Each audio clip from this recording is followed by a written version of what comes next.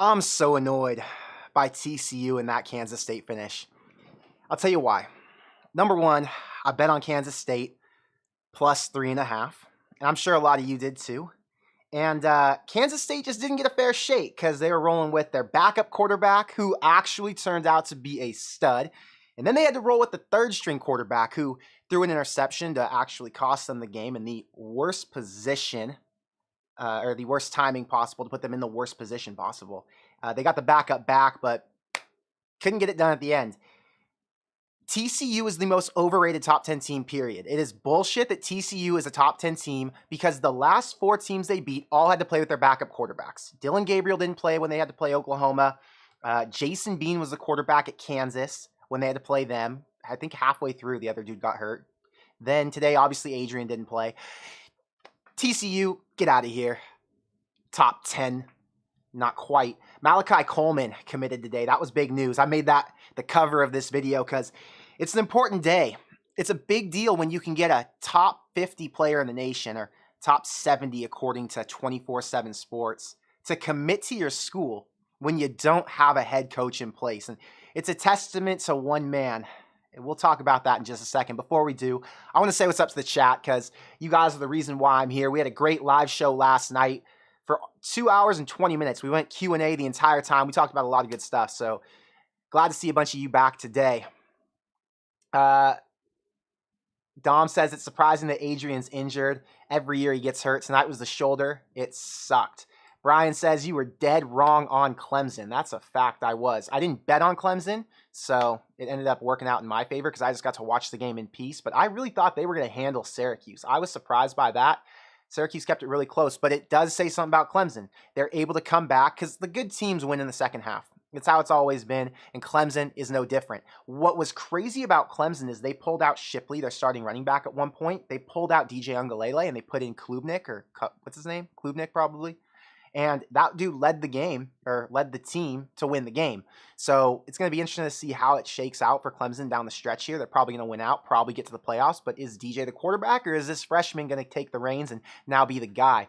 It's an interesting situation. A lot of good games today, though. And James Conner says, I'm not paying the bookie for that loss. Which one are you talking about, James? Which loss are you the most upset about? The one that was actually a good one was the Penn State-Minnesota game.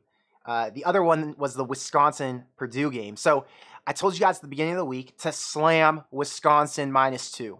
It was so free, and it made the most sense of all time. Purdue has not beaten Wisconsin in 23 years, or something like that, or 20. I don't know what it is. Some crazy number. And today was no different. It was at Wisconsin. And yeah, Purdue just got handled. And it showed us that the Big Ten West is anybody's, first off, anybody's division to win. Second, it's anybody's game to win any given week. Really, the only team who's struggled is Northwestern. They can't really beat anybody. Iowa's going to struggle to beat some of these teams down the road, but Iowa very well could beat Nebraska with that defense against our decrepit offensive line. Point is, it's really going to be interesting to see how it shakes out towards the end here in the West, because there's no dominant team. Purdue's not very good. I promise you Illinois is not as good as the record says and as the stats say. That whole #1 rusher in the country and top 2 defense nationally, okay, I get it. But I promise you, they're overrated just like the rest of them. Wisconsin has just as good a shot to run the table and win out as anybody else, in my opinion. And Wisconsin's a joke this year, too. So just something to think about. But I did win on Wisconsin today, so I hope you did, too. Thank you for the $2 super chat, Georgie. We appreciate you being here. Big Ten West is a joke. Is Malachi in Malachi's interview? He said Mickey's not going anywhere. And we're going to talk about that. In just a minute, we're going to. I just want to get through chat real quick. Do you have confidence that we can beat Illinois and Lincoln? Yeah, 1,000%. Illinois lost to Indiana. Indiana lost to Rutgers today. Indiana is a complete joke. They're going to finish the season with no more than 4 wins. They're 3-6 right? No, 3-4 or 3-5 right now. Indiana could not hang on to beat Rutgers. And Rutgers isn't very good either. So Indiana is the lone team to defeat Illinois.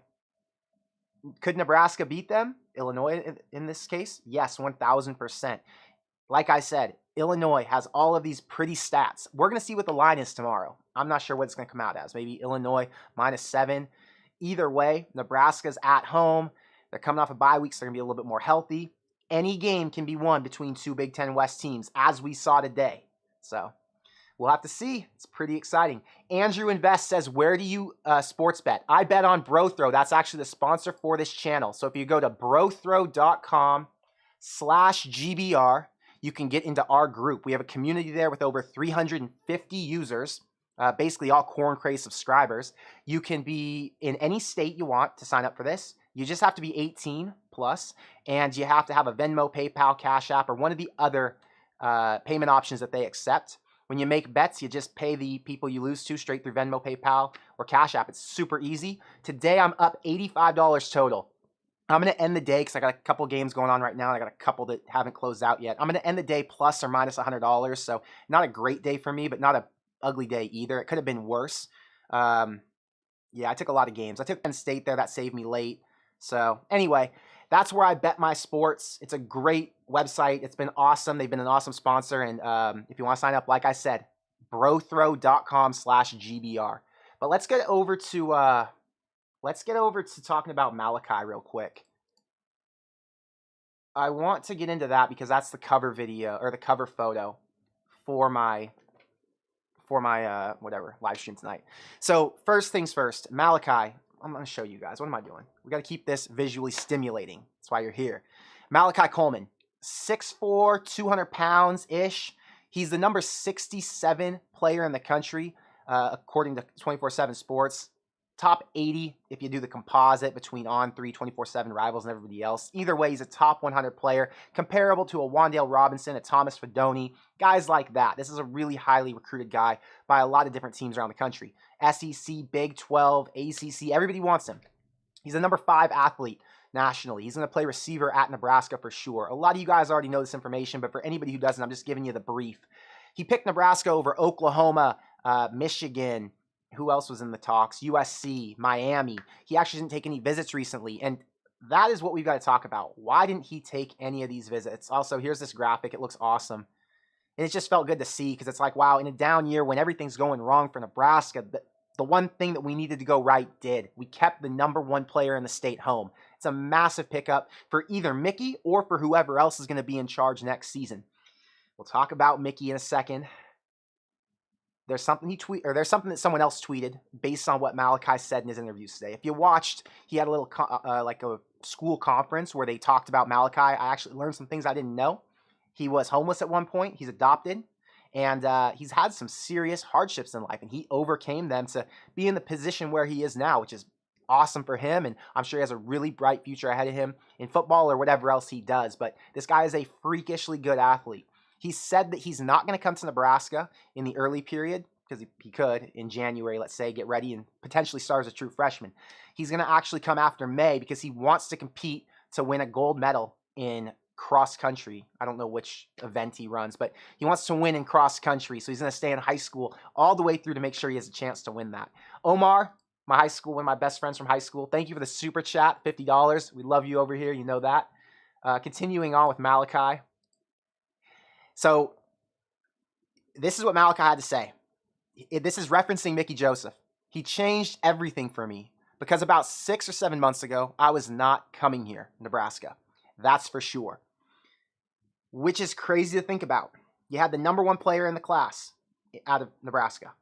And Scott Frost hadn't done enough to convince him. Understandably, this guy had offers from the biggest schools around the country, and he knew for sure one of these coaches can take me to the promised land. One of them can get me to the NFL or wherever else he dreams to go, right?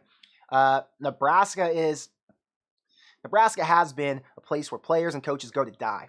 We're keeping it real here. We're not going to BS you. Not going to BS Malachi or anybody else because they're not blind. They know the truth. Things are taking a turn. I can promise you that. But the influence that Mickey Joseph had was great here. And here was the other thing he said, and this was something I wanted to talk about from one of the comments in the chat. He said, Mickey's going to be here. I know that, Coleman told the reporters after his decision, so that's why I'm here. That's an important note. I've told you for however long, the last 2 months, there have been rumored reports that say Mickey in his new contract is going to be at Nebraska no matter who this next head coach is. We know Mickey's going to be back in some capacity. Most likely associate head coach, wide receiver coach, most likely. In a bizarre world where Nebraska beats Illinois on next Saturday, Mickey Joseph could potentially be the head coach. Doesn't matter for this circumstance we're talking about. Nebraska has a lot of players who bought into Mickey Joseph. A lot of guys he recruited here. A lot of guys from the transfer portal and from high school, from places like Louisiana, other schools. And he's going to have a lot more guys he brings in. Mickey is just the newest face that he brought in. And the value in Mickey being here next year isn't just in receivers coaching or culture building or what he knows from his past of winning championships. It's how these players look to him and respect him. And no matter who this next coach that comes in is, they're going to have one face that they recognize and are familiar with. One guy who's not going to bullshit him. One guy who's not going to lie to him. One guy who's keeping it straight. And that they know they can sit behind or ride behind while this other coach gets acclimated. So whoever this next head coach is, dream coach or some guy named Matt Campbell from Iowa State, doesn't matter. Guys like Malachi feel comfortable here because you've got a guy who is proven to be a leader of men and proven to be someone who can build a culture. So Mickey Joseph will be here next year, according to Malachi Coleman, according to some rumors that we've heard about his new contract that he agreed to with Trev, according to what I've said on this channel for the last 2 months. And that confirmation feels really good. I'm going to kill this thought that a lot of people have. Some people in the chat, and I'm going to look at chat yet, we'll get to it in a second. Some people in chat have said, well, Connor, the new head coach, if he's an elite coach, he's going to want his own guys. He's not going to want Mickey Joseph. I don't want to be disrespectful, but are you dumb? Seriously, are you dumb? This is the best, undisputed, best wide receivers coach in the country. He's one of the best recruiters in the nation. Why would any coach in the country say, you know what, I'm building my perfect coaching staff, and I'm going to say no to him? What? Stop. I'm tired of that in the chat. I've explained it in videos, but it doesn't need an explanation. It's common sense. If you're an elite coach, you need the elite coaches around you. It's not like you can find an elite coach every day. There aren't just a bunch of elite assistants walking around the streets. Look at what Scott Frost had to deal with and put up with. Those were not elite assistants. That was what he could get. He probably could have gotten better at some points, but it is not easy. He went and hired Matt Lubick, who he thought was good. Matt Lubick wasn't that good, right? You take shots on guys and they don't succeed. This guy is proven. Mickey Joseph is a great asset to Nebraska football. He'll be a great asset to whatever head coach comes in here, and it's ridiculous to say or question or make any other comments otherwise, all right? So we can shut that talk down. Mickey Joseph's staying. Sorry, I'm I can't take the thought or the comments and the thoughts that are negative and twisting it to say, oh, well, no good coach is going to want to come here if he's told by Trev he has to keep Mickey. What are you at? Okay, we'll pause there. I'm sorry. I got on a tangent. It's just, you know what I mean? You feel me, right? You get it. You guys aren't dumb. This is a smart chat. This is the most passionate of Nebraska fans in here. Anyway, let me get back to chat, guys.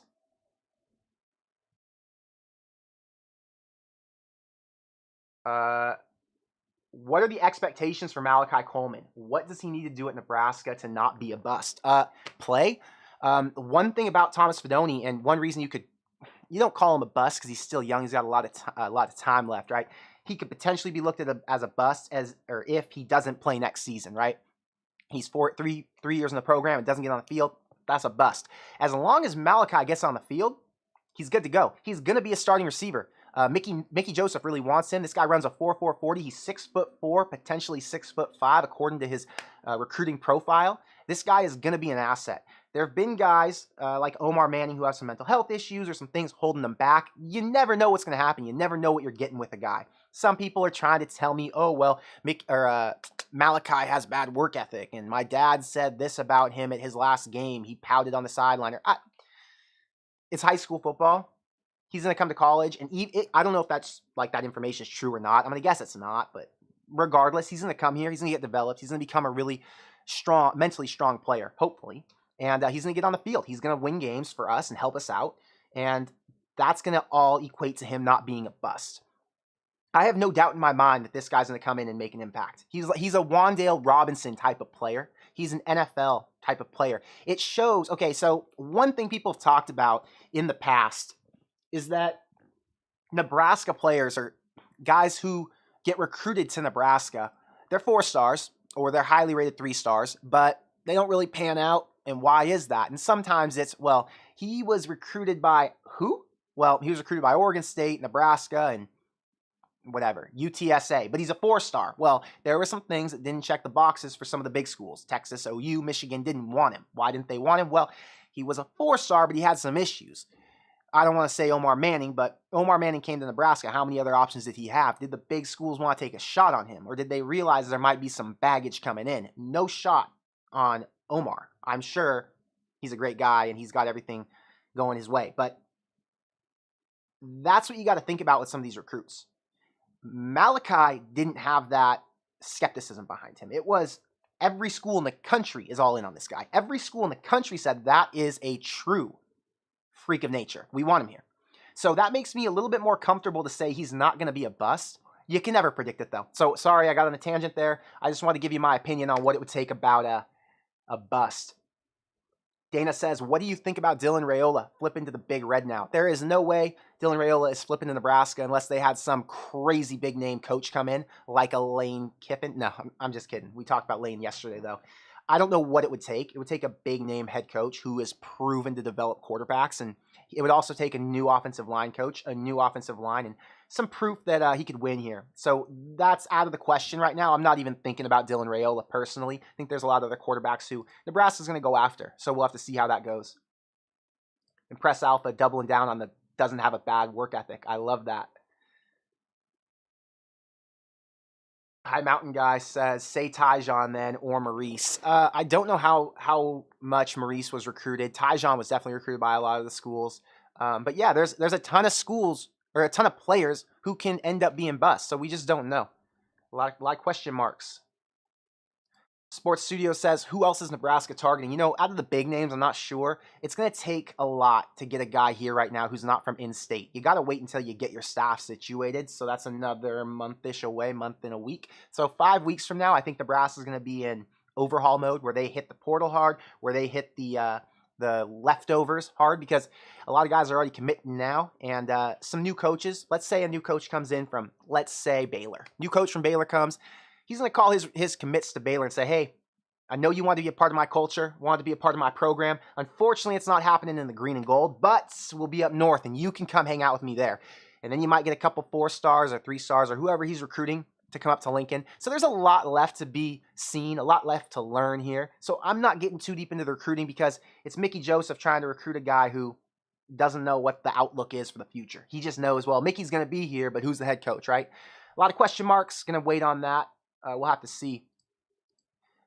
Dayton says, how would Mickey be as an OC? You know, I'm not sure if he fits as an OC yet. Not sure if he's been training to be one. Not sure if he wants to be one. He might try to make the transition from wide receivers coach to head coach, potentially, based on the experience he's gotten in the last couple of weeks and the experience he'll get over the next month. Who knows? Not sure how he'd fit. I don't think it's realistic right now. If a new head coach comes in, they're not going to use him as an OC. They're going to bring in one of their own guys or another hot name who can really fix that room. And then maybe Mickey could transition into that or something. I'm not thinking too much into it yet, though.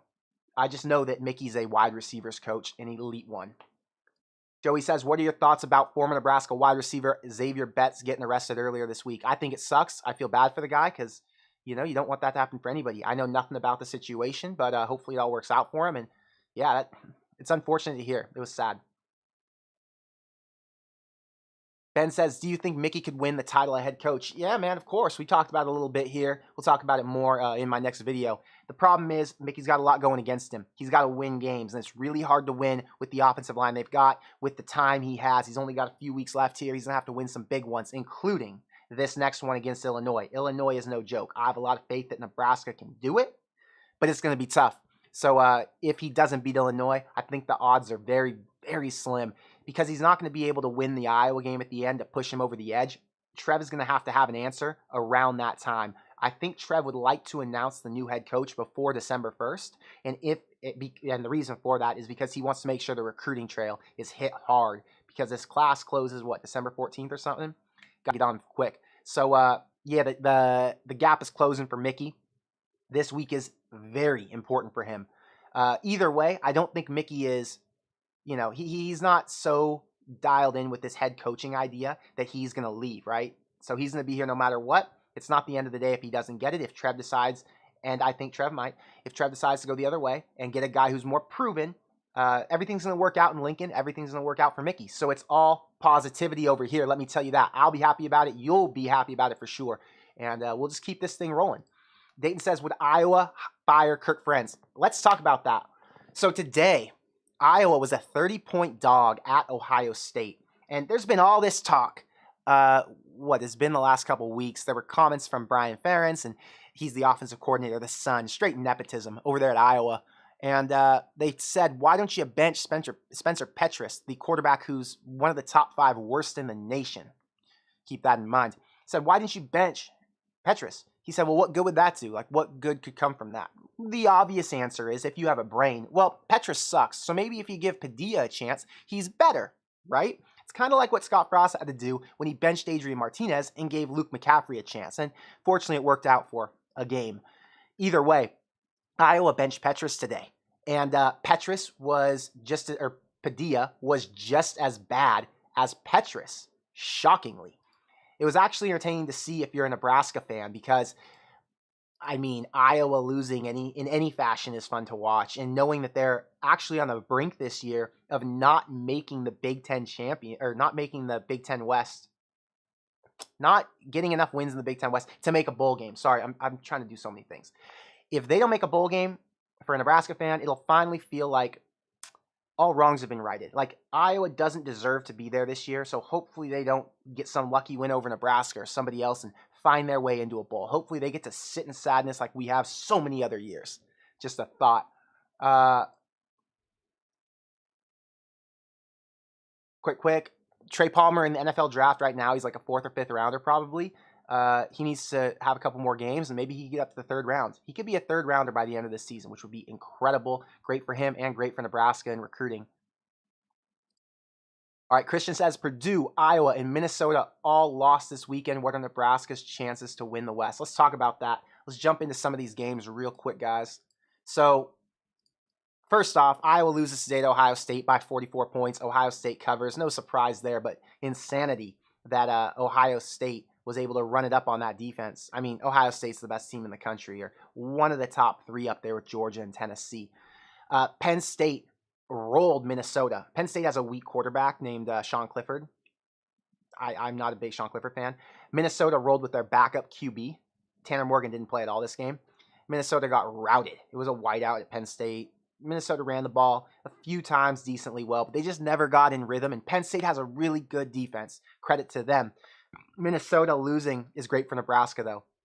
IU, like I said, lost to Rutgers by 7 points. IU is the worst team in the Big Ten, down there with Northwestern. I'd say they're the worst team in the East. They're the second worst team in the Big Ten West in front of Northwestern. I'd argue Iowa could beat Indiana just because I think Iowa would have some defensive scores, but Indiana's down there. So Nebraska's win over Indiana is not very impressive, unfortunately. They suck. Purdue, Wisconsin, I told you beginning of this week, that was the pick. That was the play. Wisconsin was a 2-point favorite. I slammed it. That was one of my big wins for the day. And Wisconsin ended up winning this game by 11. They got out to a 21-0 start. Purdue's now 5-3. And that takes us to the Big Ten standings. Let's focus on the West here. So number 1 is Illinois, number 18 team in the country. Could be as high as number 16 next week when they come to Lincoln. Not sure how it'll shake out, what teams lost in front of them. We'll have to see. Kansas State for sure is dropping behind Illinois. So one thing to think about. So Purdue's number 2. They have the tiebreaker over Nebraska, who's sitting in 3rd position. If Nebraska can beat Illinois, if Nebraska can beat Illinois and set themselves up with a 3-2 record, they will end up at number 2 behind Purdue because Purdue holds the tiebreaker, but in front of Illinois because they have the tiebreaker over Illinois. Now, Purdue still has some games left to play. Odds that Purdue loses, they have to lose one. Purdue loses one of these and Nebraska wins out, and Nebraska can win the Big Ten West. They would have to lose to Iowa at home. They would have to lose at Illinois. It's a game to watch. I think Illinois will probably beat them. They have to lose at home to Northwestern. Not going to happen. Or they would have to lose in a rivalry game at Indiana, which that very well could happen too. It's always a back and forth game. IU sucks, so I don't expect it, but you never know in a rivalry. So odds are still very slim, I'd say. Nebraska's title shots for the West, honestly, they went out the window. They had to beat Purdue. A loss to Michigan is going to crush their hopes. Nebraska could finish top 3 in the West, which would be fantastic. But winning the West is very, very unlikely. A team to watch would be Wisconsin. They could come up quick, and they could potentially win out. If Wisconsin wins out, I would expect them to win the West. They've got Maryland, Iowa, Nebraska, Minnesota. I would not be surprised if they won out at this point. They get better every week. They play really weak competition. And Nebraska is going to be their toughest test, in my opinion, on that back end. It's going to be a road game against a team who hopefully comes out pretty fresh and inspired, trying to get to a bowl game. We'll see how that one goes. But Wisconsin right now is my personal favorite to win the Big Ten West. Purdue is a joke, like I thought. Illinois, hopefully Nebraska can beat them down and expose them as well. We'll see. Big games, though, today. That was just in the Big Ten. There was some in the Big 12. Let me see here. So this is the SEC. That was Pac-12. Where's the Big 12 comment? Okay, this was a good one. This one was good for Nebraska fans. So Scott Frost Sarkisian is now 10-10 as Texas' head coach. 8 of his losses are by 1 score. If you watch the Oklahoma State-Texas game today, first off, incredible game. I had Oklahoma State in that one, and I thought they weren't going to be playing with Spencer Sanders. Their defensive tackle opted out. I mean, they had some injuries, and they fought back to win that one. Incredible effort. Texas took a loss today. Iowa took a loss today. So if you're a Nebraska fan, that feels good. In the head coaches bowl, we talk about the head coaches bowl. I'm trying to get myself in frame with camera. Okay, so we talk about the head coaches bowl every week because it seems like these Big 12 potential head coaches who could come to Nebraska keep playing each other. And it's almost like they're knocking themselves out, at least in Nebraska fans' eyes, right? So Baylor came up strong against Kansas today. 10-point favorites. They win by 12. Obviously, they did it against Kansas's backup QB. But I'm not going to lie, Kansas exploded at the end there. And Leipold continues to impress me. Yes, I said impress me, although he is on a 3-game losing streak. I think it's 3 games. Either way, Dave Aranda's defense looked good for the most part. His offense obviously looks, kind of is what it is. It's a Big 12 offense, but it's more so power run. I would say. They don't spread it out and air it out. They have some really fast receivers, really fast running back. They try to run some screen passes, give those guys open lanes, and get them upfield. So I like what he's doing on offense. Obviously, I've said it in the past. If we did somehow end up with Dave Aranda. I'm not sure we would get the offensive coordinator, Jeff Grimes, formerly of BYU with Zach Wilson. I think he might step into the head coach's role at Baylor. Who knows? We would just have to see. But those were a couple of the other games. And then the last one I want to talk about, Kansas State, TCU. We talked about that in the beginning because it was so painful. TCU, the BS top 10 team, who has now beaten 4 teams in a row with their backup QBs because they somehow managed to injure the starters every single game. Adrian Martinez goes down early with a shoulder injury. Everyone was confused why. Obviously, Adrian was hurting. You could see it. The backup came in and lit it up. Third stringer kind of threw off the momentum, had a pick, ended up losing them the game. So that was what happened in the Big 12 today. The Pac-12 doesn't really matter, but I did want to show you this right here. Okay, Stanford. You guys know Stanford's a private school, smart kids. I think capacity at their stadium might be 50-something thousand. I've been to the stadium before. It's pretty tight and compact. Nice stadium, but no fans, right? The kids got other things going on. They got to study. So this was their stadium. Crazy stadium. There's a lot of things got a little bit more boring, but just no fans. It's really telling as to why the Big Ten, the SEC, because the coaches want to go where the fans are. So just keep that in mind. If you see a hot name in the Pac-12, like a Scott Frost was at one point, they typically leave and try to make their way out Midwest or out to the South where football matters most. If they can't make it, maybe they go back to the Pac-12, but football matters most in the Big Ten and the SEC, so keep that in mind. And one more note I want to show before I get back to chat. I promise you I'm coming back. Texas A&M paid $20 million for their players. Maybe an exaggeration, but they did spend a lot of money on NIL. And their head coach makes $9 million per year, guaranteed. And they are 3-4 right now. They lost tonight to South Carolina on the road. Not a respectable loss. South Carolina's kind of been a joke. The fact that Texas A&M has spent, $100-some million on a guaranteed contract for this guy, Jimbo Fisher, who had formerly won a national championship, been a coach under Bobby Bowden down there at Florida State. This shows that just because you throw money at the problem doesn't mean it fixes the problem. And that's why Trev Alberts said, I'm not looking to throw the most money at the coach who's got the flashiest name. I'm looking for the guy who's the right fit at Nebraska. Keep it in mind. A lot of people thought, oh, well, maybe that means he's going to go Mickey. I don't know about that. But I do know that the answer isn't just paying the guy who's the flashiest, the most money. You got to find a guy who fits the system, who fits the culture, who can rebuild this thing, who wants to be here. And who isn't going to lead you to a 3-4 record in your third season when you've got all 5-star players. Whew. Texas A&M down bad. Jimbo Fisher down worse. Let me get back to chat. Guys, I'm having fun with you tonight. It was a fun day of college football for me. I love doing these live streams after the games, obviously, because I get to talk to everybody who I'm friends with about it. Ryan, thank you for the $20 super chat. Assuming he's going to play wide receiver, that core is going to be nasty, and I love that. So next year, looking at the wide receiver room, Alante Brown will be back. Marcus Washington will be back. At tight end, you'll have Thomas Fedoni. You'll also have Chancellor Brewington. You've got some strong guys returning. DeColdis Crawford will be in his first year because, he has an ACL right now. Other receivers are slipping my mind, but that doesn't really matter. This wide receiver room is going to be developed. They're going to continue to get better because Mickey Joseph is there. Thank you for the $20, Ryan. We appreciate the support support here, as you know. Christian wanted to know who wins the East. It's all going to come down to Michigan, Ohio State in that game. Whoever wins that game is going to be Big Ten East champions and go on to the Big Ten championship to play either Purdue, Illinois, or Wisconsin, in which case they will route them in their path to a national championship or to a berth, at least a playoff berth, in which case I think either of those two teams has a really good shot to win that first round. So we'll have to see. It could very well be Ohio State or Georgia, Ohio State, Tennessee, or Michigan, and either of those two teams for the national championship. If you watch Bama these last couple weeks, Bama's not really impressing me too much. Maybe if Clemson gets in there. Either way, we're so far out. We still got another 5-6 weeks of football, so we'll have to see. Art Gold says primetime in Lincoln would be pretty awesome. I would love primetime in Lincoln. For those of you who don't know who primetime is, that's Deion Sanders. Unfortunately, he doesn't have enough of a resume yet. Time will tell. He might be able to work his way into a place like Nebraska, but he's not ready yet. He's a crazy recruiter, though.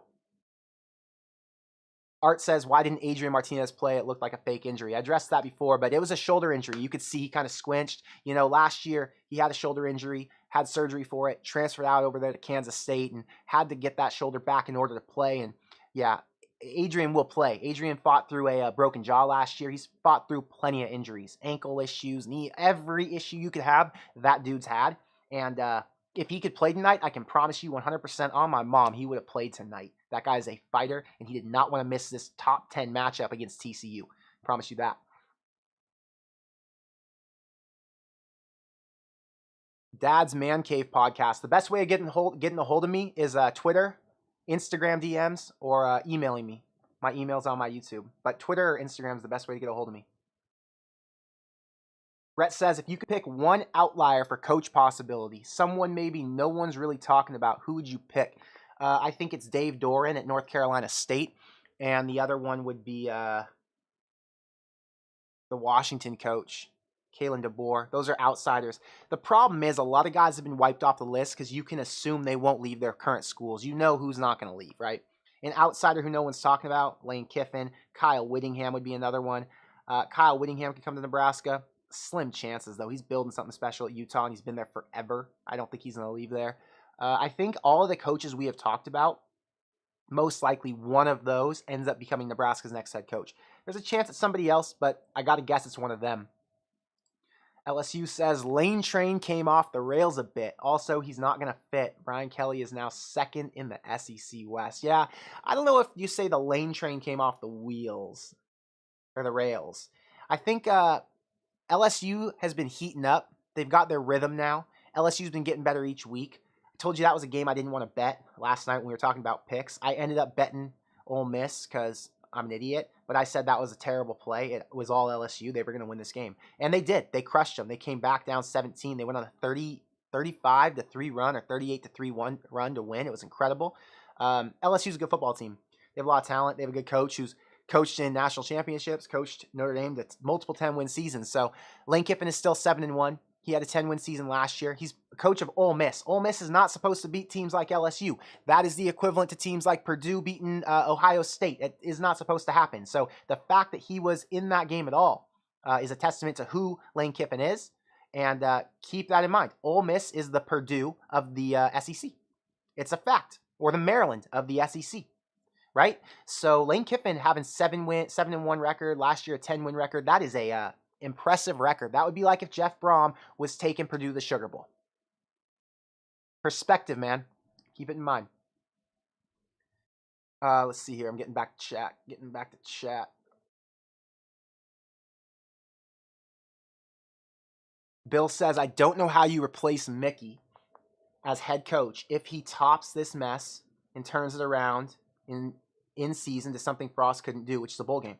I can tell you how. Mickey Joseph doesn't have the experience with running the entire operation, right? We've talked about this. There's so much more to coaching and being the head coach than the X's and O's. You've got to manage the support staff. You've got to manage all of the recruiting. You've got to oversee every coach, all the hires. You've got to be in front of the camera. You've got to go and do all the tours. You've got to do a lot of stuff that Mickey hasn't done. And I don't know that Mickey wants to do it. Mickey is elite at his role. He's elite at his job. Mickey understands the value in what he does. If you made him head coach, what he does would change up a little bit. He's not the wide receivers coach anymore. He can't get as much focused time with them. Already he can't. He wouldn't be able to recruit in the same capacity. It's a little bit different. Things change. So Trev Alberts is going to kind of outline that with him, figure it out, and then Trev's going to say, okay, do you fit in this position to oversee this $100 million operation, one of the top 10 most important and biggest coaching jobs in college football? Are you the guy for that? Or do we need to take someone with a little bit more experience, but still keep you on staff and keep grooming you into this role? Because Mickey Joseph has a bright future no matter what. This guy is a stud. He's an elite mind in college football, and he's growing no matter what. So, yeah, just because he makes a bowl game doesn't mean he deserves the job. It's not about the X's and O's. It's about the entire picture. So keep that in mind. Scott says over 400 watching and only 20 likes. Hey guys, hit the like button now if you guys want to support the channel. Helps me a lot. Helps more people find this video. Thanks for pointing that out, Scott. Kyler says, I think that Clemson is the most overrated team in college football. They played a bunch of cupcake teams. Way too close. Yeah, it's tough. Clemson's got a new offensive coordinator, new defensive coordinator. You know, they're rebounding off a bad season. DJ Ungalele, I don't think is the right quarterback for them. I think this new Klubnik guy, Cade Klubnik, was a 5-star. He came in today and ended up winning that game for them. I think that guy's the right guy, and maybe they'll fit him in and they could go on a run. Keep in mind, Clemson still has a bunch of 5-stars, young guys who are always going to find ways to fill in and help out. So I think Clemson might be a little overrated, like you said, but if they make, or if they have an undefeated season, make the SEC championship and win that, they deserve their spot. It's just the way it is in college football. Nebraska Edits, thank you for the $20 super chat. I appreciate the support. It means a lot. Turd says, if we bring somebody from the outside, how easy is it to bring a lot of their players with them so we don't have to pick up the pieces individually? Well, how many of their players do you want, right? If you bring a guy from the outside from Baylor, maybe he brings, 3 or 4 guys with him, 5 guys with him. It was an extremely special circumstance for Lincoln Riley over there at Oklahoma, who left, brought his quarterback, one of his top receivers, brought somebody, I think a defensive player. He brought 3 or 4 guys with him, maybe a couple more who were deeper down the depth chart. But I don't think we're going to see a ton of pieces come, right? You might see a couple key guys who love that head coach. If they said, I'm going to this school for this head coach, you maybe see that. Mario Cristobal was at Oregon for a few years, bounced out to Miami this year. He took an offensive lineman, I think a starting center. He took a couple other guys. But I don't think we're going to see a ton of their current players on their roster transfer. I think maybe you see 2 or 3. I think it's more realistic that he brings in the recruiting class he was going to bring over. So Scott Frost, when he came to Nebraska back in 2017, had a bunch of guys who were committed to UCF. What ended up happening? 5 of those guys committed to Nebraska and came. And then I think Noah Vedral and I can't remember his number. Was it number 14, the safety? I don't even remember his name. Trey something? I don't know.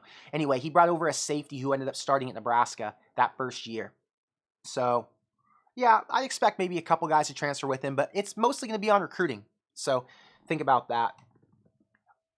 Ari says, Kiffin doesn't fit the culture in Lincoln at all. Well, what's the culture in Lincoln? Because the last couple coaches, there's this perception that Lincoln's got this culture or this idea, or that fans want it to be a certain way, or that Nebraska's supposed to be this way. And it's been ruined for the last 5 years, for the last 10 years. Let's call it 10. The culture's gone out the door. Mike Riley was a nice guy, and he had a pro-style offense. Was that the culture? Scott Frost brought in hard work, and we're going to make the Big Ten adjust to us and spread offense and do it my way. And did it work? What is the culture? There's rumors that Scott Frost is running around drinking a bunch and partying and not focused on his job as the head coach. So what is the culture? Let's keep it real. Lane Kiffin wins football games. Lane Kiffin is an elite recruiter. Lane Kiffin is likable to a lot of people.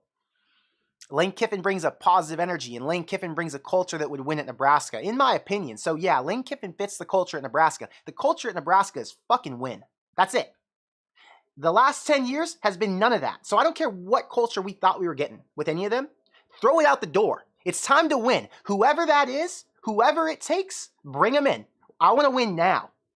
Trev Alberts has to win now. This is his shot. Trev Alberts loses or makes a bad decision on this job hire, Trev Alberts is out the door. So it's win now or get out. Just my opinion. I could be wrong. But that's what it is. The name of the safety that I mentioned before that I couldn't pinpoint is Trey Neal. He was the safety from UCF who came over with Scott Frost. There you go. Nebraska Edits. This was something I was thinking about today, brother. How crazy would it be to see DJ Ungalele lose the job this year and then bounce over to Nebraska as Nebraska's quarterback? Whew, that would be wild. I don't think it's realistic, but it would be interesting. It would be.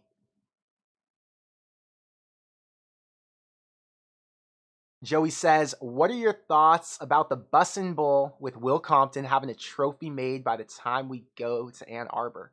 I think that's super sick. I saw in the offseason that they wanted to have like a Bussin' Bowl deal and have a trophy and all that. They talked to Frost and Harbaugh about it, and they agreed. So the Bussin' Bowl sounds like it'll be fun. It's good for the fans, right? It's good for us to engage with, So I think it's fun. That's it. This is the thing about DJ leaving or any other coach leaving. There are going to be a lot of guys in the transfer portal sitting there around what date is that? January, somewhere in there. They won't have to commit until mid-January.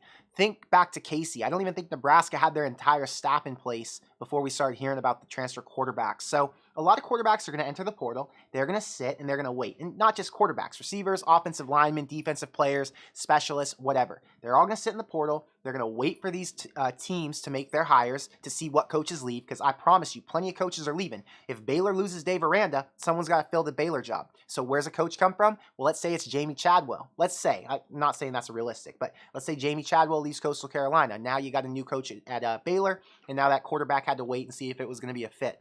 Point is, I'm not too worried about the whole we don't have a head coach. By the time transfers and recruiting happen and start to become a focus, the head coaching stuff is going to start to sort itself out. Keep in mind the date is November 29th or 28th-ish is when we should start to know a little bit more firmly what the situation is going to be with our next head coach. Keep it in mind. Getting back to chat, guys. Sorry.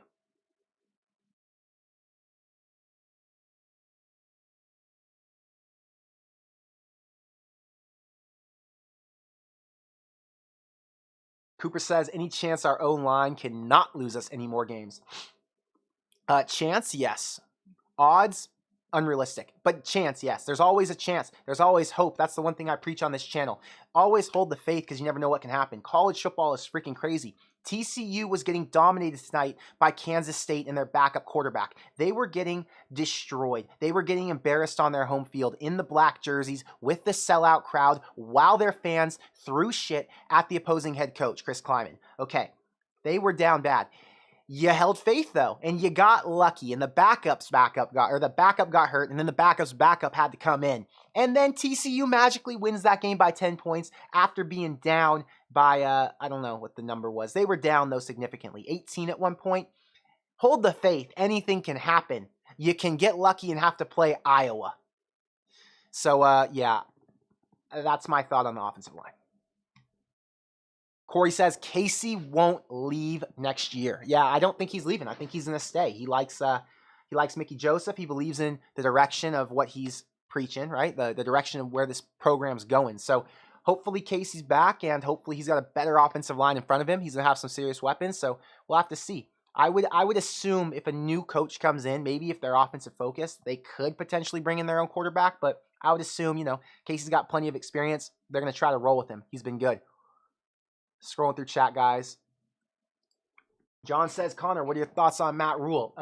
Matt Rule has not won a top 25 game in college football as a head coach. So that's my thought. No. Sam says, thoughts on Raiola. I talked about this last night for a minute. You want to give him the benefit of the doubt and say it's not all him. It's got something to do with what he inherited, something to do with what these other coaches were teaching and instilling. But he had an entire offseason with these guys. He wasn't able to make anything out of them. They are actually playing worse than they were last year, and it hurts your heart. There are a lot of guys who didn't play in these last few games who were on the offensive line last year, so injuries have hurt him. Guys like Nurduinuili not playing this season has definitely hurt him, but that's my thought. If I had to guess, he's not back next year. He didn't prove enough. I'm not saying he's a bad football coach, a bad offensive line coach. Not saying that at all. But he didn't prove anything. Show me something. Mickey Joseph took a bag of lemons that are expired and made lemonade. It's a team we can actually watch. Before Mickey Joseph was head coach, we couldn't even watch it. We wanted to blow our freaking brains out because we lost to teams like Georgia Southern, kept it close with teams like North Dakota, and couldn't beat the worst team in the Big Ten in Northwestern because we decided to kick an onside kick and not tackle and not have any development over an entire offseason in our 4th or 5th year as head coach. So don't get me started. I'm trying to wind down. It's bedtime in an hour and a half. I'm trying to not get my heart going too hard. It's a joke. It's a joke when I think back to all of these things, and I just wish if you had any competent guy here, we'd be in bowl position right now. We'd be in Big Ten West front position right now. While everyone else is down bad, we should be up great. But can't change the past. We accept where we are. It is what it is. Portal of Wisdom, thank you for the $2 super chat. Whatever coach comes can also bring his O-line. Man, we can dream.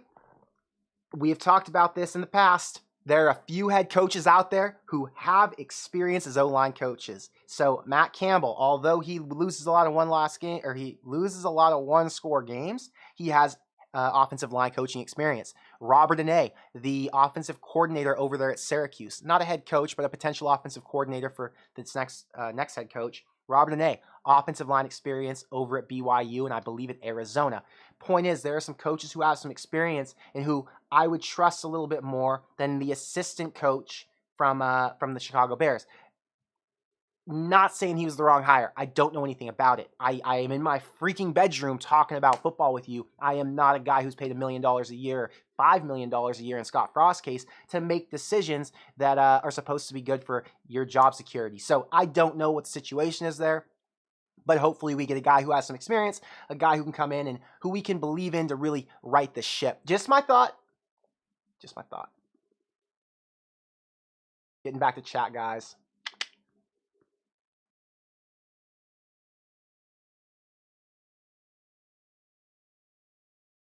Just putting this chat there. I'm not going to say anything to it. Just throwing it out there because we had just talked about it. No comment, though. No comment. This is funny. Sports Studio says, why don't we pay $5 million for an actual O-line? That would be interesting. I'm not sure. I know Texas has a collective, an NIL collective, specifically for their offensive linemen. So guys are making six figures as linemen at Texas, which is incredible. What if Nebraska figured out how to do that? At Nebraska, you would think that would be something they want to do since Nebraska wants to get back to being that team who can win in the trenches. I don't have the millions yet. We're trying. Maybe we start a foundation, an NIL foundation through Crazed, so we can raise $1 million and buy our offensive line. That would be fantastic. Maybe I team up with John Johnson at Corn Nation. He would love to be a part of that. Yeah, I don't know. I hope that this new head coach realizes and puts a lot of emphasis on the offensive line, the defensive line, because Scott Frost put great emphasis on the skill players. And unfortunately, we had a ton of talent at skill positions and never made it work because the offensive line just wasn't it. Just wasn't it. Nebraska Edits, thank you for the $5 super chat. I'm not able to click it because it says message restricted, but thanks for the $5 anyway. I see it. Jose says, get Warren Buffett in on it. If someone's got a connection to Warren Buffett, let me know. I'll talk to Warren and I'll pitch him on it. I'll tell him why we need $1 million for NIL. I'm a great salesman. Promise you. I could get him to do it.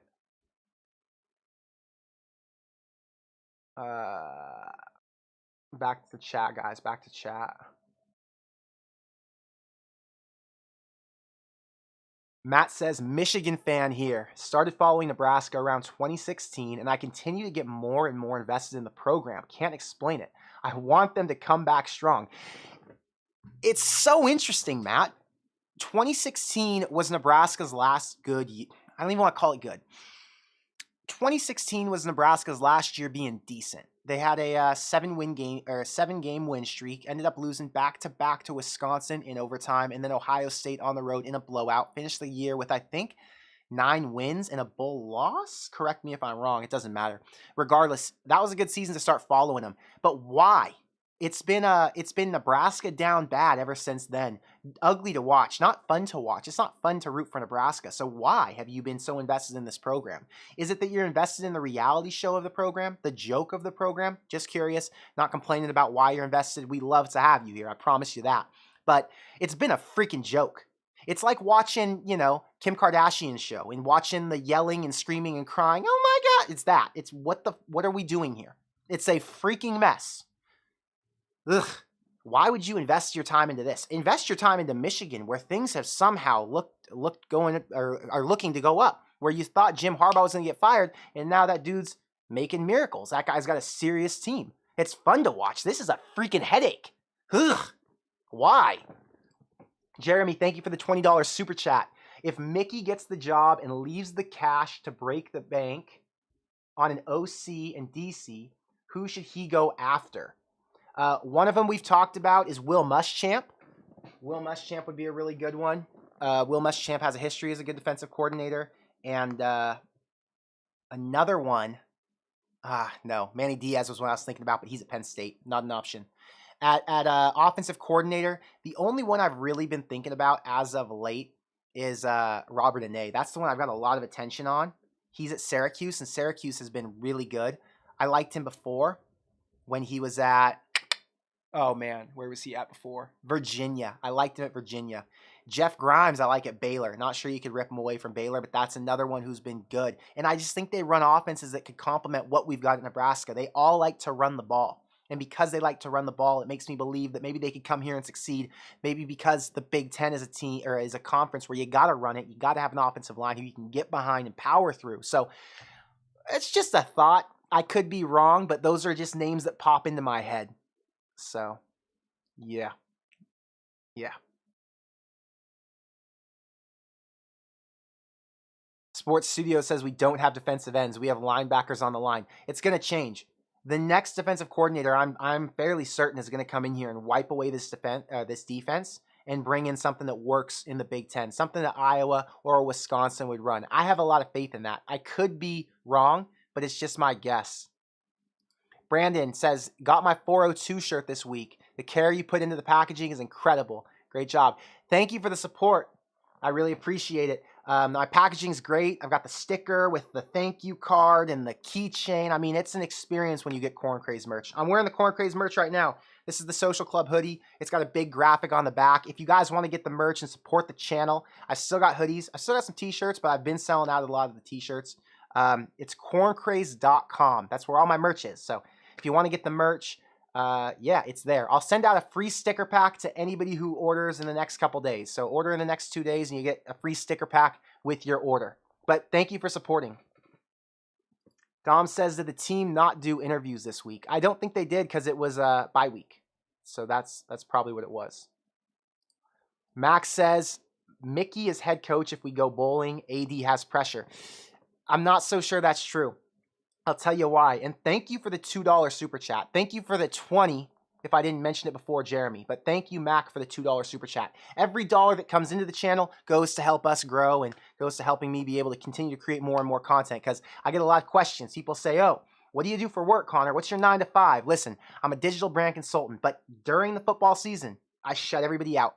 I did do a work trip last week for 3 days to Florida, but usually during the football season, I'm 1,100 million% locked in on Nebraska and college football. This is what I do.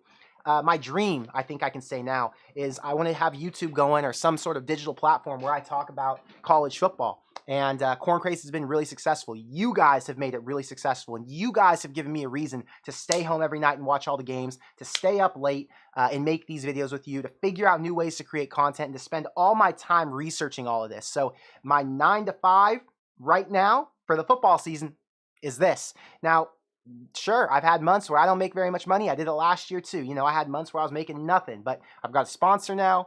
You guys have been great with buying the merch. You've been great with supporting me with super chat. So it's made it so it is enough to cover my bills, my apartment rent, my everything else. So I can come on here and make a bunch of content. So I just wanted to mention that because you guys are the reason I'm here. Without you, this channel does not exist. I'm running this solo. No investors, no anything behind me. It's just me with a small sponsor and you guys to support. So thank you. Getting back, I just wanted to say thanks real quick. Mickey is head coach if we go bowling. AD has pressure. Let me tell you my thoughts on this. I mentioned it earlier in the show. Mickey going bowling is possible, and it would put pressure, but here's the unfortunate truth. If Mickey loses this game to Illinois, and then Mickey follows it up with a loss to Michigan, however, Mickey can figure out a way to win against Minnesota, who's beatable, Wisconsin, who's beatable, Iowa, who is beatable, he ends up going bowling. At that point, I think the ship has sailed on Trev's mind, because Trev's now saying, I wanted Mickey, but Mickey had to do a little bit more to prove it. And unfortunately, we got to go a different direction. It's the time is ticked, or the stopwatch is clicked. It's over. Time has run out. So my guess is the bowl isn't enough. It's a win now. It's a beat Illinois, beat Minnesota. Both those are going to have to be wins. It's more likely that Nebraska gets to 7 wins and goes to a bowl, in my opinion, than Mickey gets to 6 wins and gets the job. That's my opinion. 7 wins could get him the job. 6 isn't going to be enough. Trev is going to need to secure this head coach because he wants to make sure they get the upper hand on recruiting. There are going to be guys in the transfer portal. There are going to be guys in high school who haven't committed yet, and Nebraska needs to get their coaches out there on the trail, which means they need to get that staff hired ASAP. That staff, it could take 10 days to get them in order after that head coach gets hired. So if the head coach is hired on November 29th, November 28th, whatever that is, he's going to need a few days. Just my thought. I could be wrong. Just trying to give you my thoughts. But thank you for the $2, Mac. Back to chat. Just going to leave this comment here. It doubles down on what I said a little bit. Max says, Marquise Buford Jr. is going to be our next big DB in the years to come. I full-heartedly believe he has a bright future here. I think Marquise is a really studly guy. Like, he's physically one of the most fit guys in that DB room. He's one of the most athletic. He's one of the fastest. He makes some of the best plays. He's becoming a better tackler. He hits dudes hard. He forces turnovers, and he finds ways to get to the ball. He is in his first year starting. I think he's a redshirt freshman. And yeah, this guy is going to be a stud in my opinion. So really glad we have him to look forward to. We had a great interview with him to start the season. I got to meet him in person when I went over to the OU game. So yeah, I'm glad we got Marquise Buford. Hopefully we get him back next season and no weird transfers happen. I know there are going to be a lot of people who are looking at who's going to transfer when this new head coach comes in. Fortunately, I think Mickey has a lot of these guys' heads on right, and a lot of guys are going to stay. So, yeah, just my thought. Just my thought. Could be wrong. We'll see. Vance Joseph for DC if Mickey does get the job. O didn't come up with that. Lots of people dreaming about that. Yeah, I'm not sold on Vance Joseph, just going to be honest with you. The more I look into it, he has no college football experience. He's an NFL coordinator. Doesn't have a great defense right now in the NFL. They're struggling. That's how I feel about Vance. Ice Dragon says, the Nebraska curse continues. Purdue beat us and lost today. Yes, sir. Every team who beats Nebraska ends up losing the next week. We said if Purdue wants to have hope at winning the Big Ten West, you better lose to Nebraska. But, they decided not to. Maybe Purdue will drop another one to Iowa or somebody. Matt, we were talking with Matt earlier about why he became a Nebraska fan or why he got so invested since he is a Michigan fan. And there's a lot more to be excited about as a Michigan fan than a Nebraska fan. So he says, I think I just love the redemption story. Hard to explain my feelings. I was at Michigan from 2010 to 2014. I witnessed the demolition of our program and the slow crawl back to national relevancy. And you know, it's interesting. I think a lot of fans around the country felt like Scott Frost was the right guy, felt like there was a chance for him to build it back better, felt like there was a chance for Nebraska to finally have the coach who fit the culture. We talked about culture earlier. Didn't work out. The reality drama just gets deeper and deeper. Just imagine the tears you're going to see on my face when Nebraska does return to relevancy. Could you imagine if I was at the Nebraska National Championship game when they beat Clemson in 10 years? How emotional I would be over that game because of how sad this story has gotten, right? It'd be an emotional day. And maybe, Matt, that's what you're invested in now. Maybe you're just like, shit, it just hurts more and more and more and more and more. But the wins are going to be so much sweeter. Maybe that's what it is. I'm gonna guess. Who knows?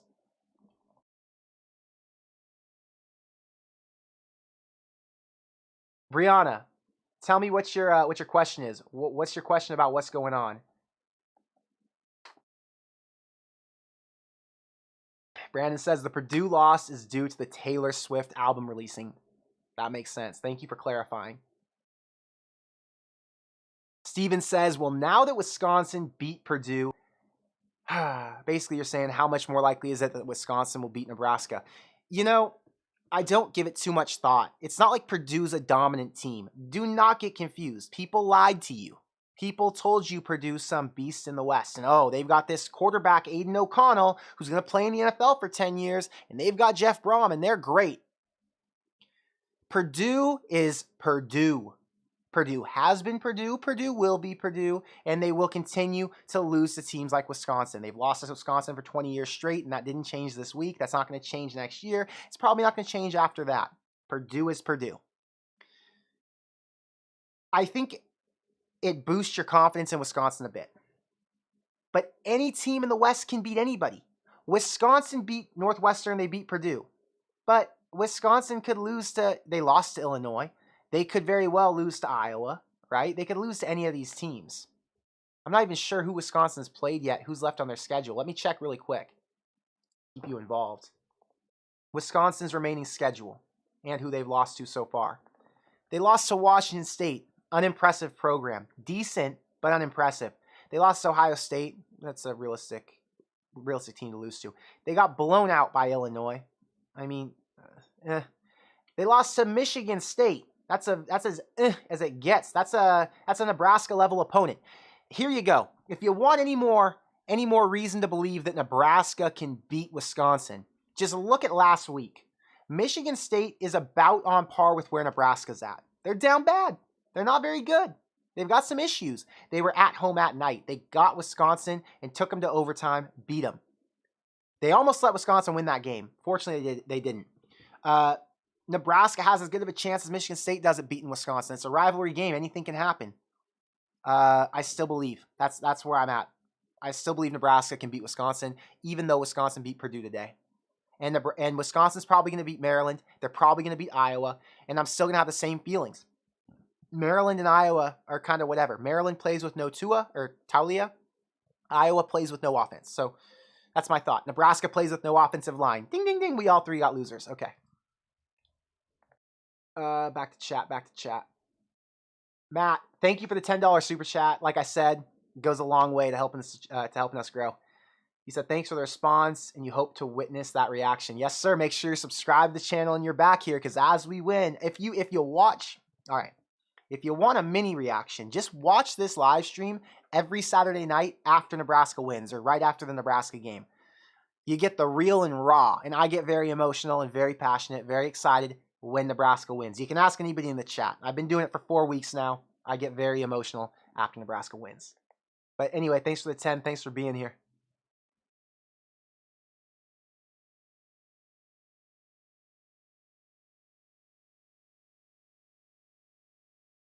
Sam, realistically, explain this to me. If Nebraska's sitting at 5-6, okay? Nebraska's 5-6. I'm painting the picture for you. They go into Iowa week, and they beat Iowa on November, 26th, 25th. You're telling me, or no, let's say they lose to Iowa.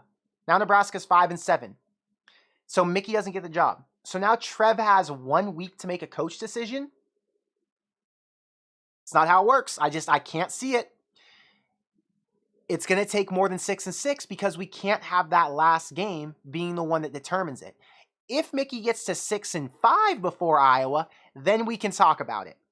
But if he's 5-6 going into Iowa, it is not the end of the story. It is the end of the story. The end of the story is Trev went out and made a hire. Trev went out and talked to the right coach. Trev went in and brought in the guy, even though Mickey's still going to beat Iowa and get to 6-6. Couldn't risk it. He'll know before Iowa week. It's not like we're going to go and beat a team in Iowa who has no offense, and then Trev says, whoa, Mickey's the one. That's my next head coach, and that's the guy I'm going to ride my entire Nebraska career on. No.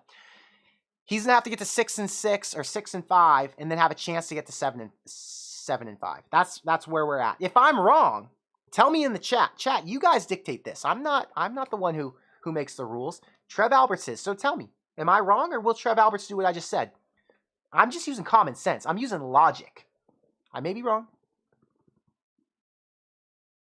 Max says for the state of Nebraska, Trev is going to have to get a new coach. His job's on the line.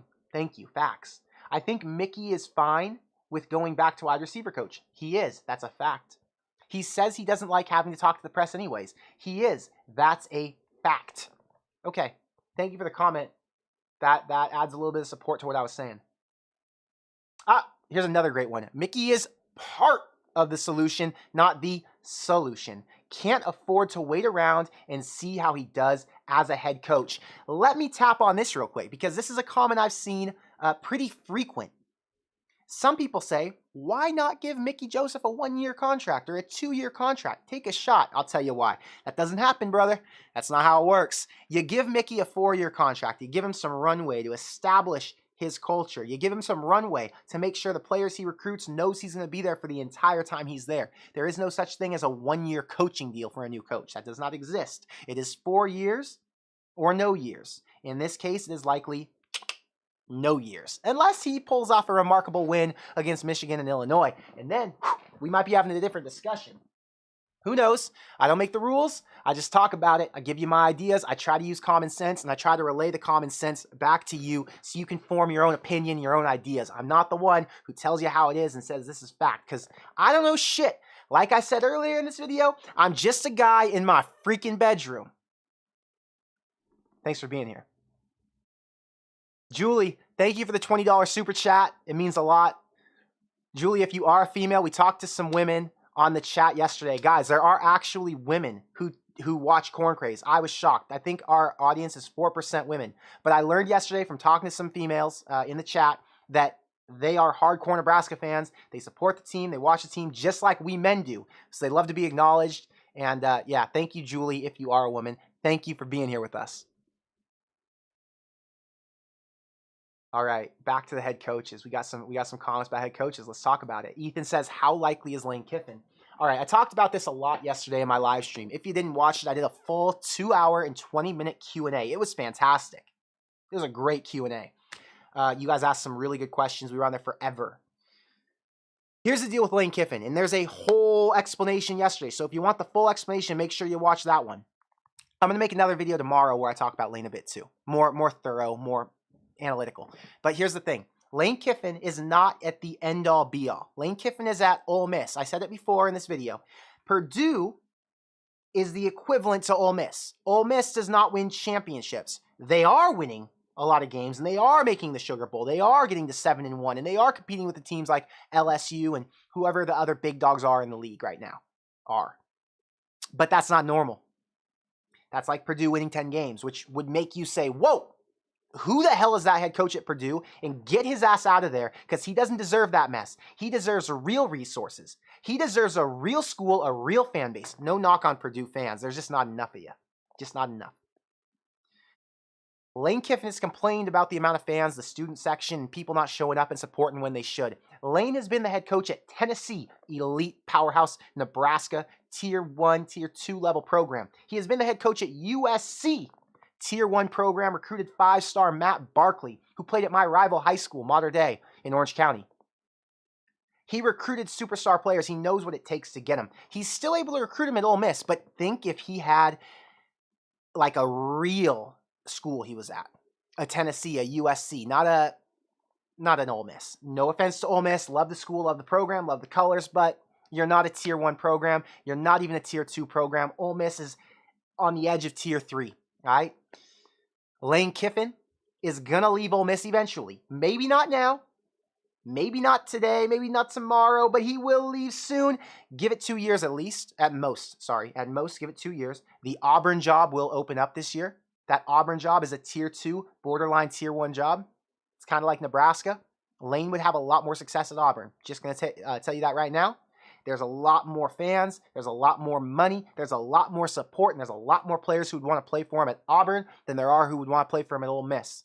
Lane Kiffin is an elite recruiter. He's going to have his choice of where to go. He makes $7.25 million a year. And Nebraska would be lucky to have him. Lane Kiffin wanted the Nebraska job 15-ish years ago. He was too inexperienced as a college coach. I think he had been a Raiders head coach at that point, or maybe an OC for his dad, something like that. He wasn't ready, is the point. And if he wanted the job now, dare I say, Trev would give it to him. I don't know if Trev wants him. I'm assuming he does. I don't know if Lane wants it, but I do know Lane is not going to stay at Ole Miss forever. Just saying. If he's not staying at Ole Miss forever, there are only so many schools that are a level up. And guess who's one of them?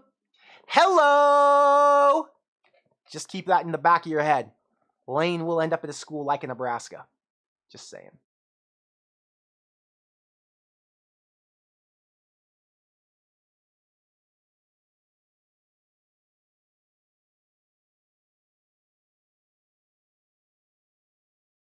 Going through chat, guys. Sorry, I'm trying to get caught up. I like to be in the mix with all you, but I'm so busy talking, I get thrown off to the side.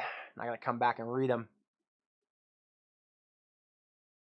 How many people saying Mickey isn't the guy are the same ones saying Frost was the guy when Nebraska hired him? It's a totally different circumstance, sir. Totally different. Mickey Joseph is an elite coach at what he does. Scott Frost was an elite coach at what we needed. Mickey Joseph does not have the resume that Scott Frost had. Scott Frost had national championship offensive coordinator on his resume. Scott Frost had head coach at a UCF school who went 13-0 on his resume. He had the experience to lead a big school. He wasn't the right guy, granted. Hindsight's 2020, though. There's not one person in the world who would have told you Scott Frost wasn't the right fit for Nebraska back in 2017. Not one. And if they were probably a clown. They probably wore face makeup and a red nose. Let me tell you that right now. Mickey Joseph is the right guy at Nebraska for what he does. But I don't know if Mickey Joseph is the right guy for the head coaching job.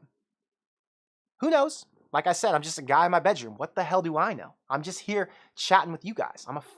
Who am I?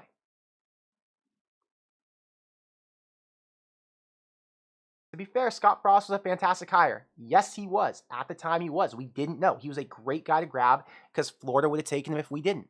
Anybody would have taken him.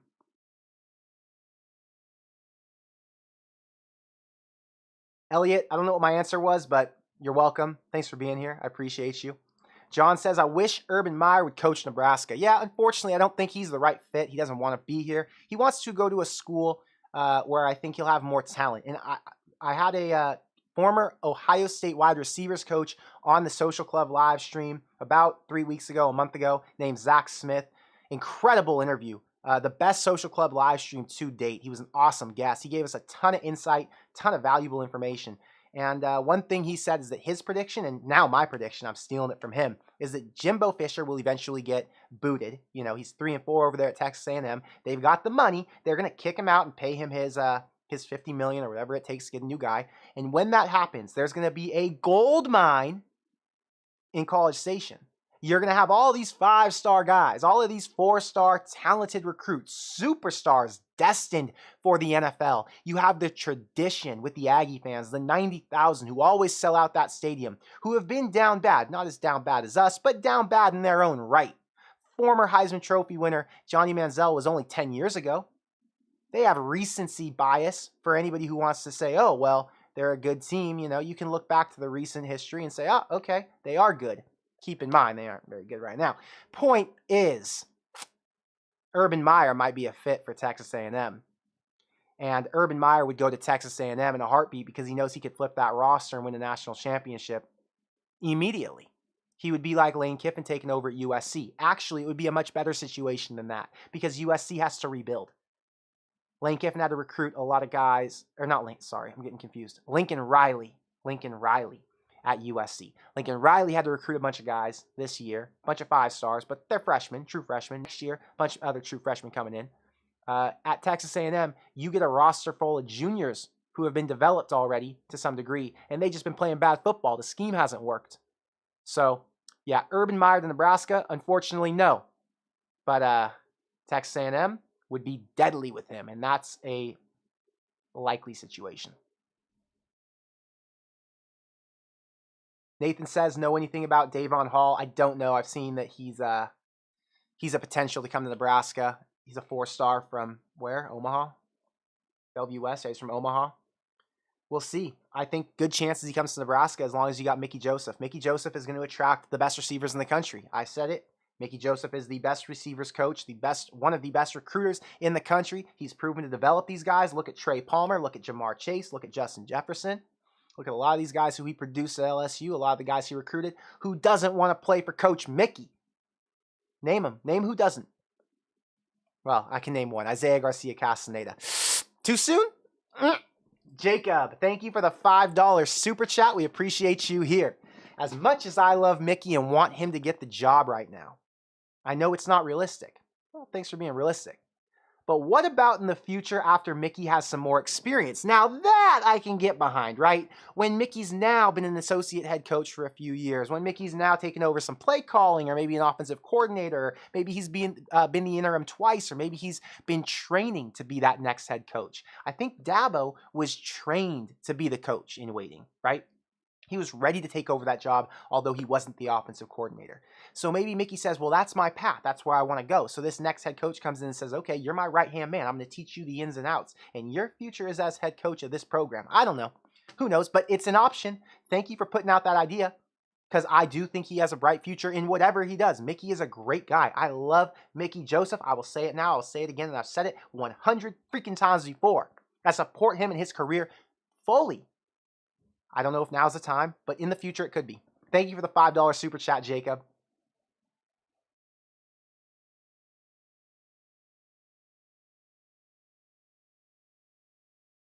The red nose was in reference to a clown. Clowns wear red noses. Maybe I'm wrong. I don't know many clowns.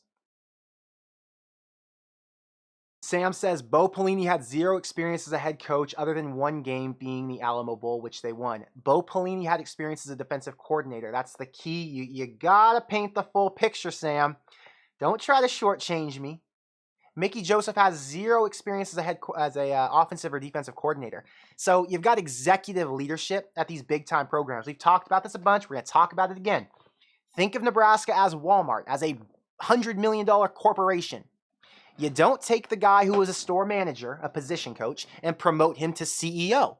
It's over his head. He doesn't have all the experience he needs to be successful at his job. You take one of the guys in the boardroom, one of the executives, and you promote them to become the CEO, the vice president. Bo Pelini was the vice president. He was a defensive coordinator of a national championship team.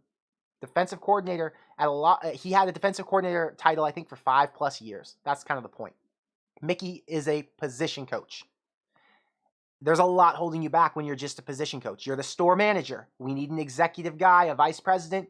Mickey's not a vice president yet. We can build him into it. Thank you for the comment, Sam, but that's why, just to give you some perspective, make you think about it a little bit differently. This is a $100 million company, a business, big business.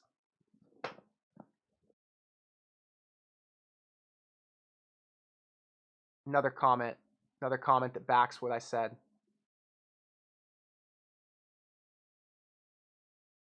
I don't think people are saying Mickey is literally Bo 2.0. Mickey is the next Black Osborne. What? Why? What's the thought here? Why are you guys so sold on what's Mickey done to make you believe? I get it. Mickey's been good. Mickey's been a culture shifter. Mickey's been fantastic from that perspective. But what's to say Mickey can run a program? He hasn't shown that he can run a program over the entire offseason. He's shown he can be a really good interim head coach, and there's nothing wrong with that. Us saying we need to have a guy with more experience isn't us saying you're not good enough, because that's not what this is. This is us saying you're fantastic, but because of the situation we're in, because we're down bad, we're in the freaking gutter, we need to make sure we get a sure thing. And Mickey's probably going to say, you're freaking right. Thanks for keeping me along. Thanks for giving me more money, for positioning me in a great place where I can continue to grow as a coach, as an associate head coach, and where my future career is going to be fantastic. That's probably what Mickey's thinking. So don't think this is some bad thing. A lot of positivity here. You got to think positive in this circumstance. You know what I'm saying?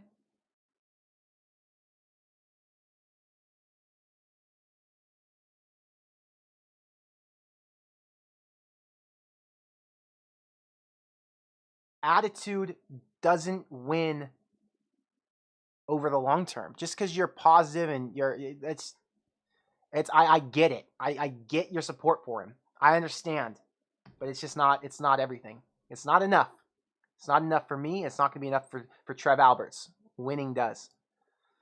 Dashcammer, thanks for being a member. If you guys are a member of the channel, and to become a member of the channel, you can click the join button next to the subscribe button below. You can't do it on the phone, which is really annoying. You got to do it on the computer. But when you hit the subscribe button, you get my corn crazed emojis. I just dropped them in the chat so you guys can see. You get my emojis, and you also have that little corn icon pop up. So I'm able to respond to your comments faster on YouTube on regular videos and here, because it notifies me when you comment. So you guys always get preferential treatment because you signed up to be a member. Membership's only $3. It's nothing. It's just so I can find you guys easier who are members and who are trying to contribute a little bit more to the show. So again, thanks for being a member. Let me read your comment. The important questions regarding Meyer are, Would Cayman, Nebraska move here?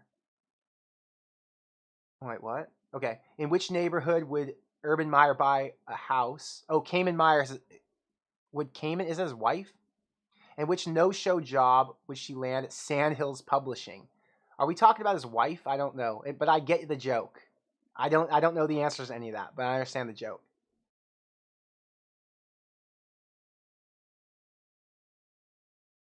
Corey says Mickey is the Jim Halpert of Nebraska. That's a fact. Anybody who watches The Office, you'll understand the reference. If you don't watch The Office, it's too much to explain. But yes, Mickey is 1000% the Jim Halpert of Nebraska. That's freaking hilarious. I love it. Sean says, oh, Dash Camera says his girlfriend. Oh, come on. I don't know who Urban's girlfriends are and who they aren't. I don't care. His mistress. There we go. Okay. I'm not in the loop of the drama. I don't watch the reality show of all this stuff. I just watch the entertaining parts. Wait, where did my comment? I had comments I wanted to read, guys. I'm losing them.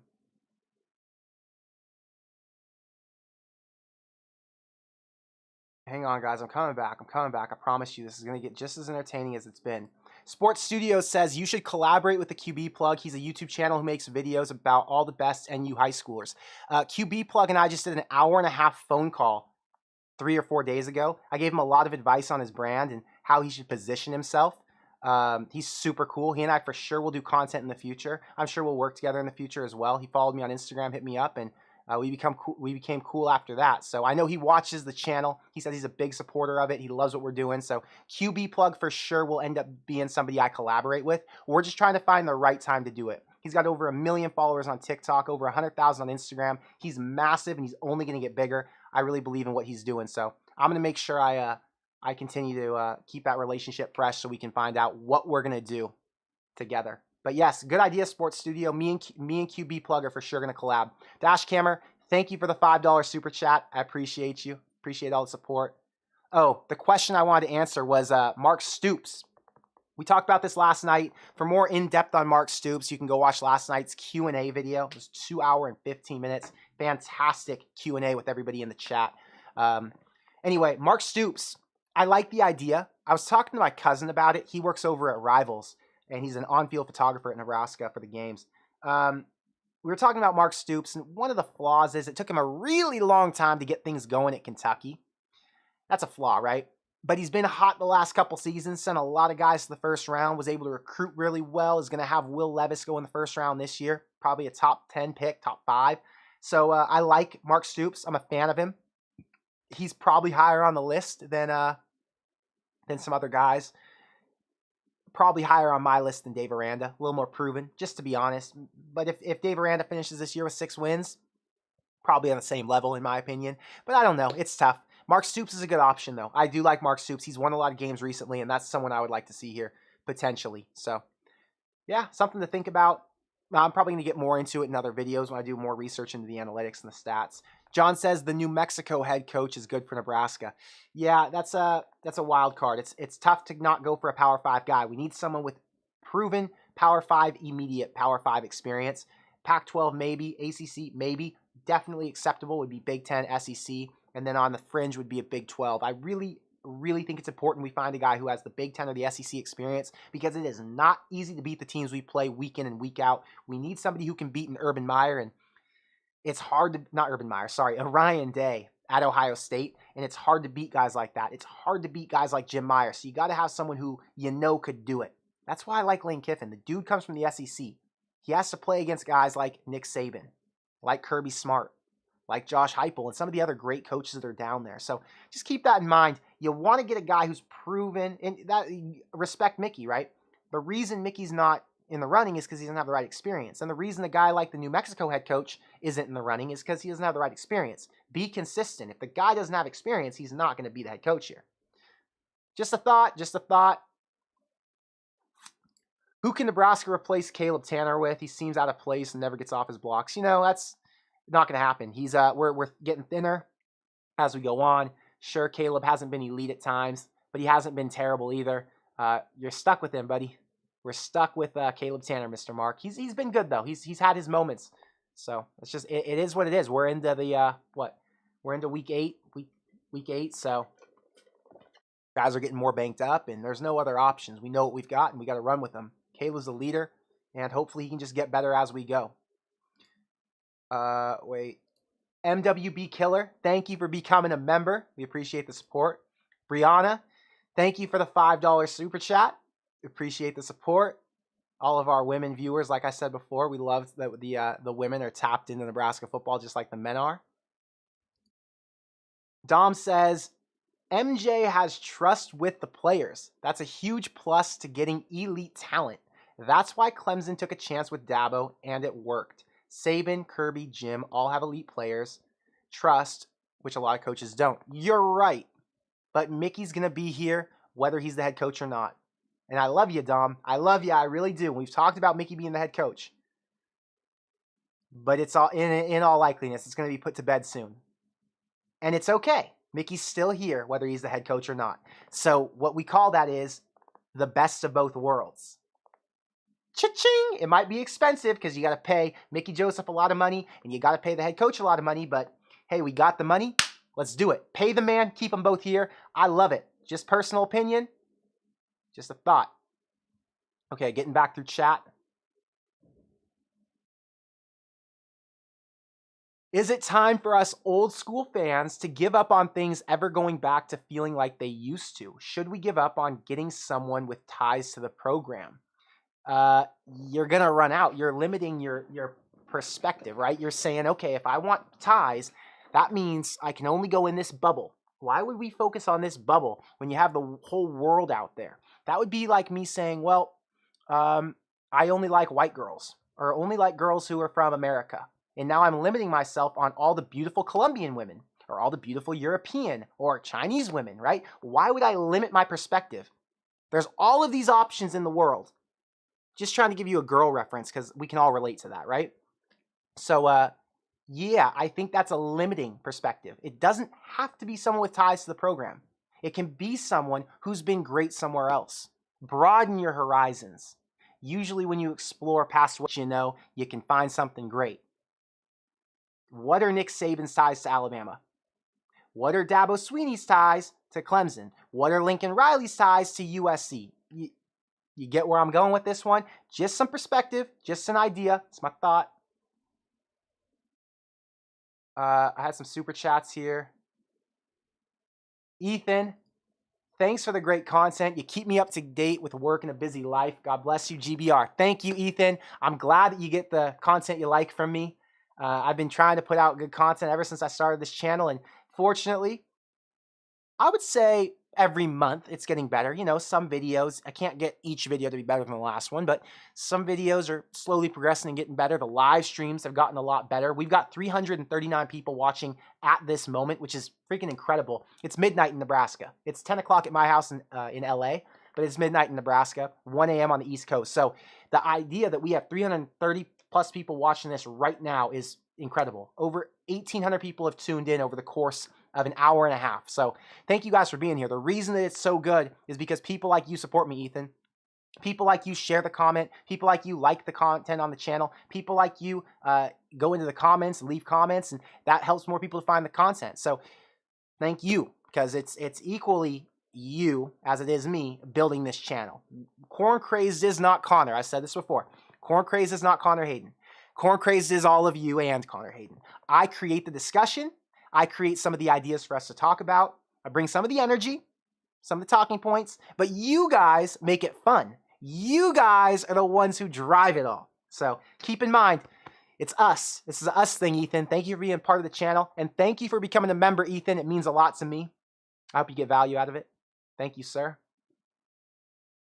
Sports Studio says, we aren't taking Chris. We don't want Wisconsin's trash. He's good, but he got fired for a reason.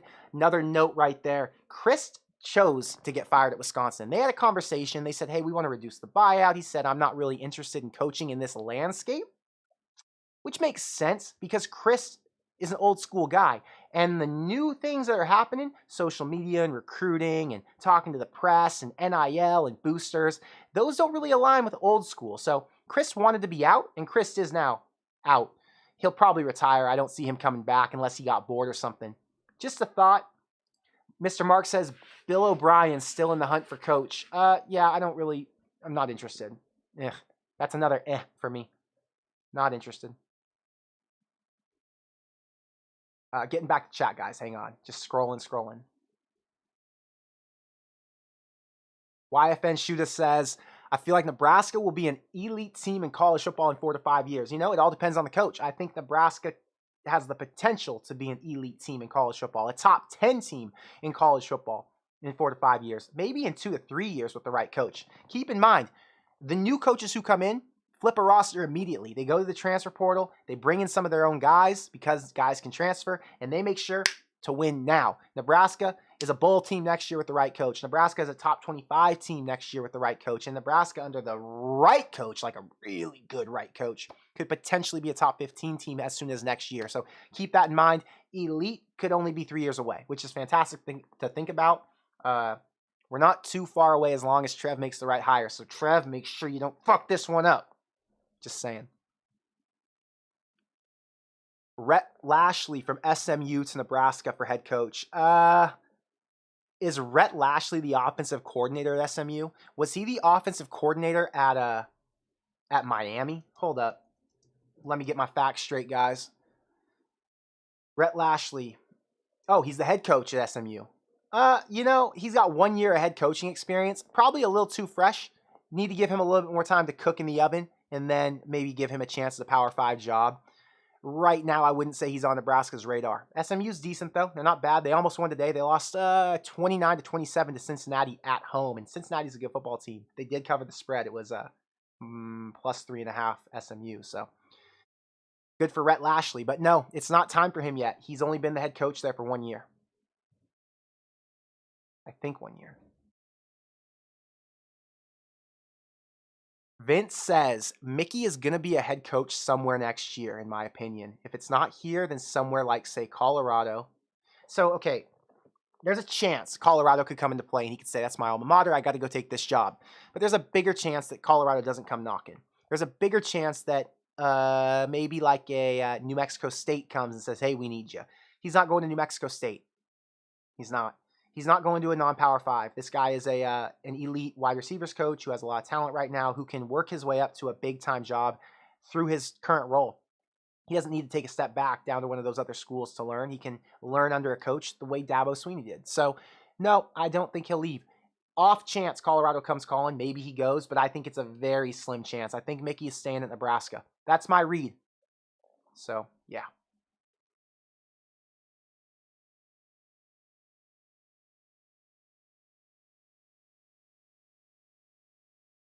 I would hate to see someone else come in and offer him a head coach and he succeeds and then Nebraska gets that experience. Here's the thing. You got to look. Let's say Nebraska says we can't take the risk on him, but someone else says we can. And then he's successful at a Colorado or an Arizona State or wherever. Maybe you'd say, oh, well, hindsight's 2020. We should have taken him while we could. But no, you wouldn't. What you'd say is, look, the circumstances were Trev's balls were on the line. Nebraska's down bad. We needed something for certain. We needed to make sure we had the coach who gave us the highest percentage to win. It's kind of like if you say, well, if you're in a betting mood, you say, well, I was going to take the favorite, Alabama, to win the game. But I decided to take the risk on Mississippi State today. And Mississippi State ended up losing by 24 points. And you're like, ah, shit. The risk would have been a crazy payout. And Bama was a little payout. But at least Bama was a sure thing. Mickey Joseph is that. Mickey Joseph is the 24-point underdog. Do you want to roll with the 24-point underdog, or are you going to roll with the guy who's supposed to win? Right now, Nebraska has to roll with the favorite. We're in a position where the last head coaching hires, they didn't work out. Frost was a good hire. Mike Riley was a bad hire. Bo Pelini was a good hire. But those three, all of them, ended up not being good. So we're not going to strike out again. Trev Alberts is not going to strike out again. He's up at the plate right now, and he's going to make sure he hits this the right way. I promise you. We're not taking any long shot favorites. Mickey Joseph is a long shot, and Colorado can afford to take a shot on the long shot, but we cannot. We're betting on Alabama. Just going to say it. Dreamin' Digital. If Kiffin or Stoops goes on losing streaks, all right, I like where this is going. How much would it affect their desirability, like we've seen with Campbell? Interesting. Here's the difference. Campbell never reached the pinnacle at his school the way Kiffin and Stoops have. I don't think. I think Campbell is at a school at similar level to Kentucky and Ole Miss. But Campbell, he got to the Big 12 championship and won during COVID, I think. Did he win? I don't even remember. The point is, his peaks haven't been as pretty as a Mark Stoops or a Lane Kiffin. He's had a couple draft picks. He's had a guy, Breece Hall. He had the tight end who was good. He had Mr. Irrelevant last year. The last pick of the draft was Brock Purdy, right? Mark Stoops has sent a lot more guys to the pros. He's done better in recruiting. Kiffin the same, even though they're at schools that are similar in ranking in their divisions as Iowa State is in the Big 12. So it would hurt them. It would definitely hurt their desirability, but not to the same degree as Matt Campbell. Matt Campbell has a reputation now for losing one-score games, right? Kiffin and Stoops, they're just going to lose a few games, and they're going to still end up with 8 or 9 win teams. So their losing doesn't look as bad as Matt Campbell. Matt Campbell's losing equals 6 wins. Their losing equals 8. It's a totally different conversation, in my opinion. Thank you for the $5 super chat. Thank you for the conversation starter, because that was a good point. A great point. Max says, then we should hire Urban, a sure thing. Well, we should, but we can't. Urban's not interested. Matt Leinart went on a podcast, I think it was Dan Patrick, and he said, look, I'm really close with Urban. I talk to him every day. We're both on Big Noon. And I said, hey, those Nebraska fans last week at the OU game were really chanting for you. And Urban basically said, yeah, it's not happening. So, yeah, I was a big Urban fan. I still am. And I wish it could happen, but it's not going to happen. So it would be a sure thing, but not going to happen. Jose says, hopefully the governor of California minds his business. Yeah, he's a clown. He's trying to stop the Cali teams from coming. It's not going to happen. They're both going to come. At least USC's going to come, which is the one that matters. But I'm sure UCLA is too. That guy is an idiot, though. His point was, well, if UCLA leaves, it's going to hurt the other schools in the conference, in the Pac-12, or the other schools in the UC system, which is total bullshit. Because what would happen if USC and UCLA leave is now you have the Coliseum full. You have the Rose Bowl much more full. You have more jobs. You have more tourism and more travel. You have more reasons to be excited for California and for its sports teams because they're in a better and stronger conference. This guy is a clown. He continues to make clown decisions, and yeah, I live under him, so I obviously have my own opinion. But yeah, it's a fucking joke. Let's just put it at that.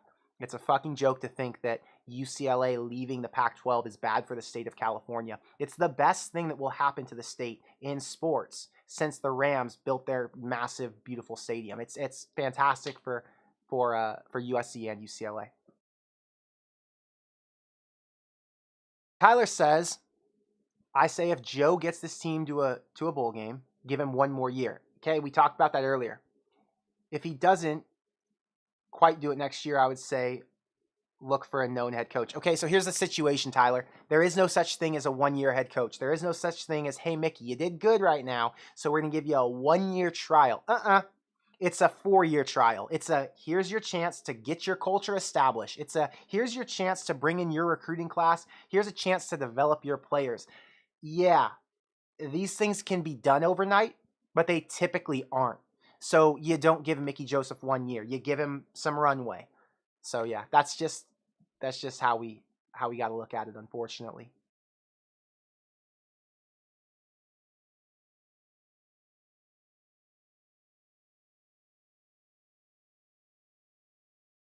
Mike says, can you tell me what strategies we need to adopt in order to beat Illinois? Okay, strategies to adopt? I mean, let's talk about what needs to happen. Number one, Nebraska's offensive line needs to give Casey enough time to throw and not allow 4 sacks in the first half. Not let Casey get so banged up that he can't get the ball out anymore because his arm just doesn't work. It's broken. So that's number one. Number two, Nebraska has to adopt the strategy of tackling. It's not a strategy. It's a very simple concept. If you can bring your man to the ground, you will win the game. That's a fact. The next point would be the defensive backs need to make sure they blanket those receivers. Purdue had some really good receivers. Nebraska's DB's got trying to think of a nice way to say this, abused. They got abused by those Purdue receivers.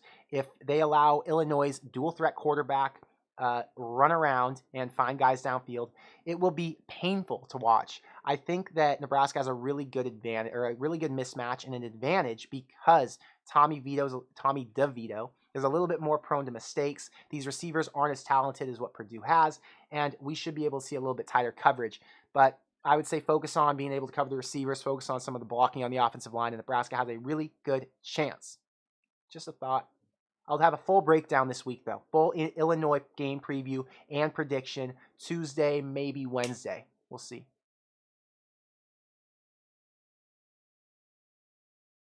Jose says the D needs to allow less than 100 yards rushing. Unfortunately, that's not realistic. This is the top running back in college football, I think, or one of the top 3. They're going to allow some yards, and that's okay. They need to close down in the red zone, and Nebraska's got to score points. Nebraska can win this game 42-35. That's acceptable. Nebraska's got to score points, though. They scored a lot on Purdue. Purdue's defense was weaker than Illinois, but Nebraska's offense was weaker against Purdue than they will be against Illinois. They're going to get some guys back who were banged up. They're going to get Brock Bando back. Some of the other offensive linemen who've been dinged up are going to be in a better position.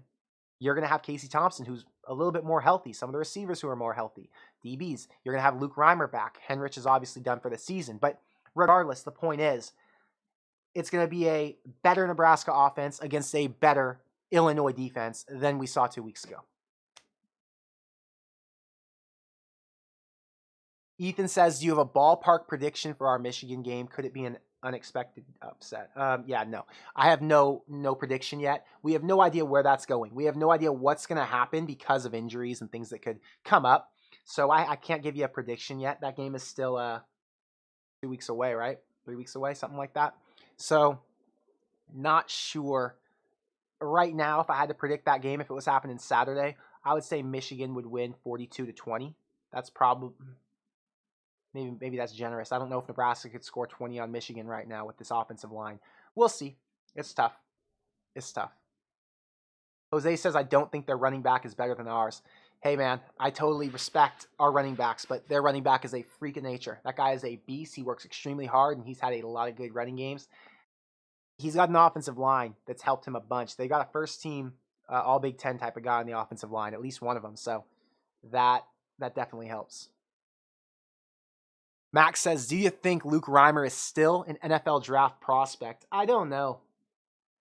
I think he is. The answer is yes. I think O'Shawn, is an undrafted free agent or a 6th or 7th rounder. Garrett Nelson is an undrafted free agent at this point. Quentin Newsom's an undrafted.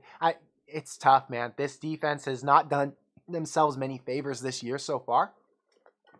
I would say it's more undrafted free agents than it is draft picks, right? Trey Palmer, Travis Vokalek are both draft picks in my opinion. But yeah, outside of those two, I think it's looking dark. So just my thought. Can I take a picture of my screen real quick, guys? Hang on. Thanks. Ari says Chase goes for 100+ on everybody he plays. Yeah, that's been the problem. Illinois has this incredible running game, and no one's been able to stop him. And what makes us believe Nebraska's going to be able to? I think it's a long shot. Maybe. We'll see.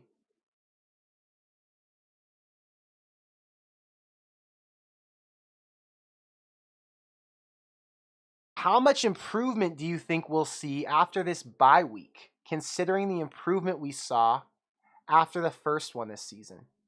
I think we're going to see a bit of improvement, partially because we're going to get a lot healthier.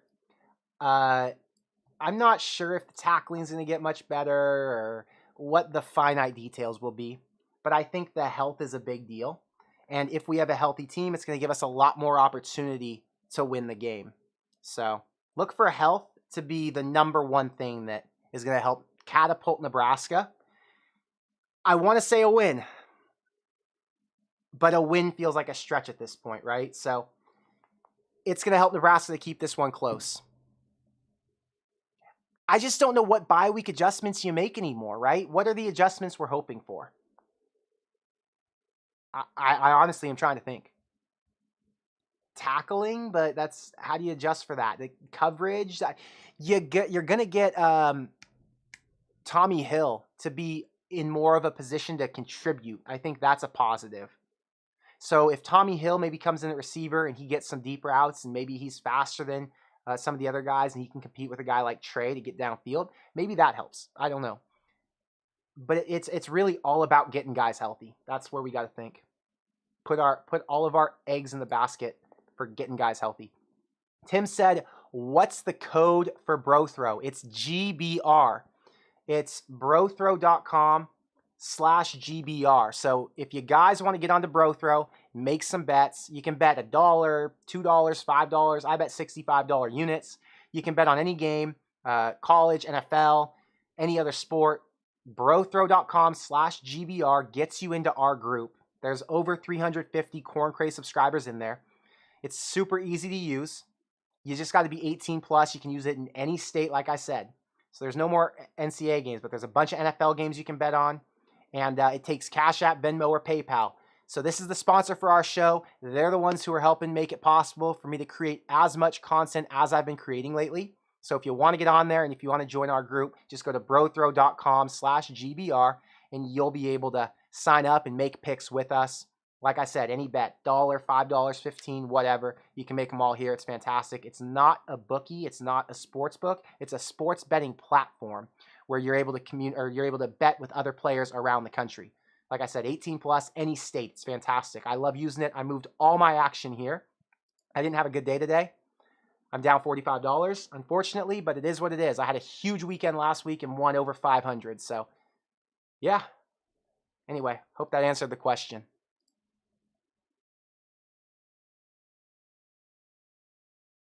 Jose says Nebraska has the worst line in all of FBS. Yeah, the unfortunate truth. I know. It sucks. It pisses me off. And, yeah, there's nothing we can do about it. And Sam, again, this is something I touched on. Illinois lost to Indiana, so we have a chance. Yes, sir, that is a fact. But, guys, it is 10:23 in LA. It is time for me to get started winding down. Tonight's been fantastic. I had a great day watching football. I had a great time talking with you guys for almost 2 hours. Another incredible stream. If you guys like the content, I would appreciate it a ton if you'd share it with somebody else. Let them know. It's a great community, and we'd be happy to have them here. If you want to join the Discord, you can get in there and talk to us. We're talking all the time about Nebraska football. There's over 600 members on Discord. Just go to the link in the description, and you can find the Discord. You can join there for free, and it's just a social thread where everyone can talk and communicate. Make sure you're following me on Twitter, on Instagram if you want to communicate with me. If you ever have something you need to say to me, you can DM me on either of those two platforms. If you want to get the merch, I said it before, I'm rocking it right now. This is the Corn Crazed Social Club hoodie. It's got a really nice design on the back, but I'm not going to turn around because it's too much effort. You can support the channel by getting the merch. So with all of that, and with this fantastic 2-hour stream, I will see you guys soon. Thank you for being here once again, because like I said, you guys are the ones who drive this show. I will see you in the next one, and go Big Red.